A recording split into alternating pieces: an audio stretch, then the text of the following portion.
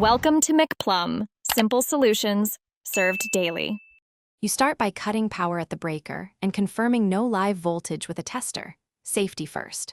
Once done, position a stable ladder and remove any diffuser or cover. Unscrew the mounting clips or end caps, then gently pull the old LED strip from its channel while noting wire colors and polarity. Make sure to photograph or mark orientation now so you don't reverse polarity later. This saves time when you install the new fixture. You'll now prepare the replacement LED strip. Position it near the fixture and expose the input wires. Connect supply live and neutral to the LED input, matching polarity exactly, and use proper wire nuts or crimp connectors. Tug gently to confirm a solid connection. Once wired, push excess cable into the housing and secure a strain relief or grommet so movement won't stress the joints. Then align the strip into the mounting clips, making sure it sits flat for even light distribution. You can restore power and watch the LED come to life.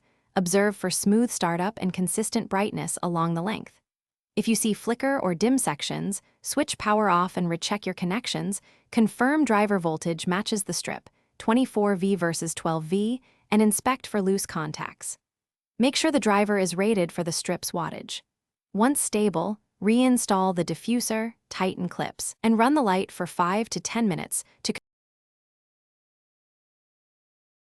Thanks for watching. Stay juicy and subscribe.